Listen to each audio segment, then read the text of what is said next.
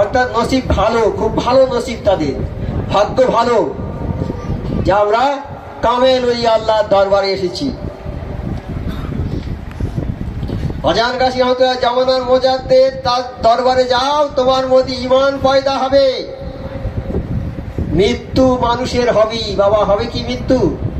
মৃত্যু আছে, মৃত্যু তো হবেই। তবে মৃত্যুর খবর খুবই দুঃখের। কারো মৃত্যু হয়ে গেলে দুঃখ হয় না আমাদের, কিন্তু পীর ভাইদের মৃত্যু খুবই আনন্দের হয়। কেউ কলেমা পড়তে পড়তে মরছে, কেউ আবু জমজমের পানি পান করতে করতে, কেউ মোবাইল নাম শুকতে শুকতে, কলেমা পড়তে পড়তে চোখ বুঝে যাচ্ছে, কলেমা পড়তে পড়তে। এইগুলো দেখলে আমাদের চোখে পানি আসে না, আনন্দের পানি বয়ে যায়, আনন্দের অশ্রু বর্ষিত হয় চোখ থেকে। যে কিভাবে মৃত্যুটা হচ্ছে দেখে আমাদের আনন্দ হয়, আনন্দের একটা কান্না আছে, সেই আনন্দের কান্না আমাদের চোখে এসে যায়। আনন্দের কান্না আর অশ্রুটা চোখে, দুঃখের অশ্রুটা আনন্দের অশ্রু হয়ে চোখ থেকে বলে, হ্যাঁ আল্লাহ কিভাবে মৃত্যুটা হলো। মোবাইল শুকছে, অনেকেই এসে বলছে আমার মা কলেমা পড়তে পড়তে জমজমের পানি খেতে খেতে ঘুমিয়ে পড়েছে। হ্যাঁ, তাহলে ঈমান দেওয়া যারা, তাদের মৃত্যু হবে। মায়ের কোলে ছেলে যেমন দুধ খেতে খেতে ঘুমিয়ে পড়ে, তারা ওই রকম অবস্থা তাদের মৃত্যু হবে। তারা মৃত্যু শয্যায় শায়িত অবস্থায় ওই রকম কোনো জাকানদানি হবে না, কিছু হবে না, তারা ওইভাবে ঘুমিয়ে পড়ে। তাহলে পীর ভাইদের এসব দেখে, একটা মেয়ে ছেলের মৃত্যু ওইভাবে হয়েছে, ওইভাবেই হয়েছে, কলেমা পড়তে পড়তে মরেছে। দেখ কি কাজ করতো মেয়েটা, 5 ওয়াক্ত নামাজ পড়েছে, 5 ওয়াক্ত ওজিফা পড়েছে, শ্বশুর শাশুড়িকে খেদমত করেছে। একটা মেয়ে মারা গেছে ওইভাবে, পীর ভাইরা দেখেছে যে ওইভাবে ওজিফা পড়তে পড়তে, জমজমের পানি খেতে খেতে ওইভাবে চোখ বুঝে মারা গেল, কোনো জাকানদানি হলো না, ঘুমিয়ে গেল। জানো কিভাবে, কেন কিভাবে হলো তার? সে 5 ওয়াক্ত নামাজ পড়েছে, ওজিফা পড়েছে, যেটা আমার মুর্শিদ বলেছে যে বাবা 5 ওয়াক্ত নামাজ পড়ো, 5 ওয়াক্ত ওজিফা পড়ো, বলেছে কথা। সেই মেয়েটা সেই তাই করতো, আর শ্বশুর শাশুড়িকে খেদমত করেছে, আর আল্লাহ রাসূল মুর্শিদের হুকুমটা পালন করেছে। তার মৃত্যুটা হলো আসানির মৃত্যু। তো আজকাল আমার মা বোনেরা শ্বশুর শাশুড়িকে ভালোবাসে না, আমার মা বোনেরা আজকাল শ্বশুর শাশুড়িকে ভালোবাসে না। শ্বশুর শাশুড়ি তাদের যেন কাটা, ওদের বাড়ি থেকে বের করে দিতে পারলেই ওরা ভালো থাকে। ছেলের অনেক কষ্ট হয়, কিন্তু কি করবে, বউয়ের আবার মনটা রাখতে হয়। বউয়ের মন রাখতে গিয়ে মা বাপকে বৃদ্ধাশ্রমে ভর্তি করে দিয়ে আসছে। বৃদ্ধাশ্রমে মা আছে, সেখানে কত কষ্ট আছে, ছেলে পিলেকে মানুষ করেছে কত কষ্ট করে, আর সেই ছেলের মুখ আর দেখতে পাচ্ছে না। তাই মা ছেলেকে বলছে বাবা আমার শরীর খুব খারাপ, তুমি একবার এসে দেখে যাও আমি কিরকম আছি, সময় হয় না। তখন মা বলেছে, ওই যে বৃদ্ধাশ্রমের যে হেড, তাকে বলেছে আপনি একটু কড়া করে একটু বলুন দিন যাতে আমার ছেলে আসে। তা সুপারিনটেন্ডেন্ট ওই বার্ধক্য আশ্রমে খুব কড়া করে ফোন করেছে যে তুমি কিরকম ছেলে, তোমার মা মরে যায় কি, মরে যাওয়ার মতো অবস্থা, তুমি একবার দেখে যাও।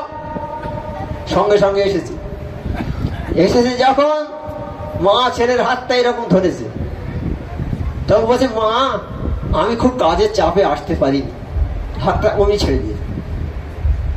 হ্যাঁ, হাত ছেড়ে দিয়েছে। তা বলছে মা তুই কেমন আছো? বলে আমি তো খুব খারাপের মধ্যে আছি, আমি 1 মাস আছি, তুই একবার এসে আমার দেখে গেলি নি এখানে কি অবস্থায় আছি। তা বাবা তোকে ডেকেছি এই জন্যে যে এই পাখাটা তুই বদলে দে, ভালো পাখাটা লাগিয়ে দে আমার মাথার উপরে। তা কেন মা তুমি তো থাকবে না এখানে, এই তো আর কয়েকদিন পরে তুমি দুনিয়া ছেড়ে চলে যাবে, এই পাখাটা বদলে দেবো কেন আমি? তাই বাবা তোর তো এখানে আসতে হবে, তুই আজকে যেমন আমাকে বৃদ্ধাশ্রমে দিয়েছিস, কাল তোর ছেলে তোকে এখানে রেখে যাবে। তুই এটা চিন্তা করেছিস বাবা? তুই যে গাছের দানা রুইবি সেই গাছ হবে, তুই যেমন কাজ করবি তেমন ফল হবে। তুই মা বাবাকে বৃদ্ধাশ্রমে দিয়েছিস, তোর ছেলেরা তোকে বৃদ্ধাশ্রমে দেবে। তা তুই তো এয়ার কন্ডিশনে ঘরে থাকিস, পাখা ডবল 3 ডবল পাখা এয়ার কন্ডিশন ঘরে হয়েছে তোর। তা তুই এই গরম সহ্য করবি কি করে? সেই জন্য আমি বলছি এই পাখাটা বদলে দে বাবা, তুই আসবি যখন এখানে থাকবি। কত কষ্ট মায়ের, কত কষ্ট মায়ের, কত দুঃখ। হ্যাঁ, মা বাপ এর কত কষ্ট। একটা ছেলে তার মা বাপের ভাত দেয় না, ভাত দেয় না, মা সবার কাছে বলে, তা কেউ বিচার করে না। কষ্ট দুঃখ লাগে না, দুঃখ থেকে দুঃখ লাগে না। বলে চলে গেছে থানায়, চলে গেছে থানায় গিয়ে বড়বাবুর কাছে বলছে, বড়বাবু আমার ছেলে আমার ভাত দেয় না। তো তাই কলিং বেল টেবিলারে ফোর্স এলো, যাও তো ওই ছেলেকে ধরে নিয়ে আসলো। ছেলেকে ধরে নিয়ে আসলো, এই তুই মা বাবার ভাত দিস নি কেন? অনেক কথা বলছে, হুজুর আমার অভাব, আমি করতে পারিনি, সে পারিনি। বলছে আর ঠিক আছে, তোর কিছু করতে হবে না। এই সিপাই ওর পেটে 2 ইট বেঁধে দাও, 2 ইট বেঁধে দাও পেটে। তোর বাড়ি যেতে হবে, তোর সংসারের সব খরচ আমি দেবো, তুই এখানে থাক, খাওয়া আর ঘুরে বেড়াই, থানার মধ্যে ঘুরে বেড়াই, বাইরে যাবি না। 2 ইট বেঁধে দিয়েছে পেটে। এখন এক বেলা থেকে বলছে, হুজুর আমার বড় কষ্ট হচ্ছে, আমি পারবো না, আমি এটা খুলে নেই। তাহলে খুলে দেবো, তোর মার ভাত দিবি তো বল। তোর মা যদি আবার আসে, এবারে তো 10টা ইট বেঁধে দেবো। বলে স্যার আমি হাত জোর করে বলছি, আমার মাফ করে দেন, আমি আর মা বাপের ভালো করে দেখবো, ভাত দেবো। তোর মা তো তোকে 10 মাস পেটে রেখেছিল, কত কষ্ট করে জানিস? তুই তো 1 ঘন্টা রাখতে পারলি না, একটা ইট 2 ইট তুই পেটে বেঁধে 1 ঘন্টা রাখতে পারলি, তুই জোয়ান ছেলে। আর তোর মা কত কষ্ট করেছে, তোকে পেটে রেখেছে, সংসারে সব কাজ করেছে, সবার মন জুগিয়েছে, তোদের মানুষ করেছে। তারপরে যখন হয়েছিস তখন তো 2 বছর দুধ খাইয়েছে, কত কষ্ট করেছে, রাতে ঘুমাইনি, দিনে ঘুমাইনি। সে পায়ে পড়ে জড়িয়ে ধরে বলছে, না না স্যার, আমি আর জীবনে আমার মাকে মানে মার সঙ্গে খারাপ ব্যবহার করবো না। চলে এলো, তার পরিবর্তন এসে গেল। তাইলে বাবা, তাই বলো, মা বাপের সেবা করতে হবে, নামাজ পড়তে হবে, আল্লাহর কাজ নামাজ পড়তে হবে, মা বাপের সেবা করতে হবে। মায়ের পায়ের তলায় হচ্ছে জান্নাত, সে মাকে সেবা করতে হবে। গরিব মানুষ আমরা, হজে যেতে পারিনি, টাকা নেই। আফসোস করছি, আল্লাহ আমার যদি টাকা দিতে তুমি, তাহলে হজে যেতে পারতাম। এই ধনীরা হজে গিয়ে যে নেকি কামাচ্ছে, বিরাট নেকি।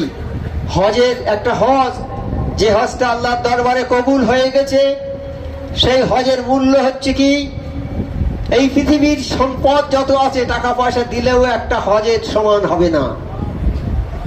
একটা হজের মূল্য হচ্ছে কি, যে হজটা কবুল হয়ে গেছে আল্লাহর দরবারে, সে হজের মূল্য হচ্ছে একমাত্র জান্নাত।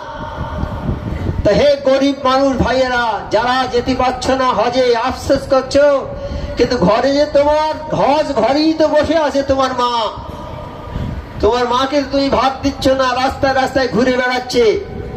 হ্যাঁ, তুমি মাকে সেবা করো, যত্ন করো।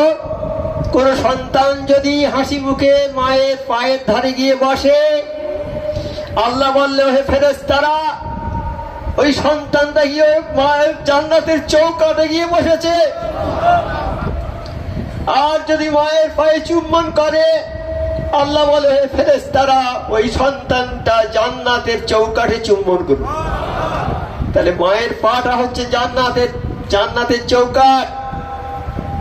আর কোন সন্তান যদি মায়ের মুখের দিকে চেয়ে বা মুখের দিকে চেয়ে হেসে গিয়ে হাসি মুখে মায়ের দিকে চায়, মায়ের উপরে খুশি থাকে, তাহলে আমার নবী পাক সাল্লাল্লাহু আলাইহি ওয়াসাল্লাম বলছেন যে একটা মকবুল হজের সওয়াব সে পাবে। শুধু মায়ের দিকে চাইবে স্নেহ ভরে, একটা মকবুল হজের সওয়াব পাবে, যে হজটা আল্লাহর দরবারে কবুল হয়েছে। তাহলে আমি তো ঘুরে বেড়াচ্ছি হজে যাওয়ার জন্য, এর কাজ টাকা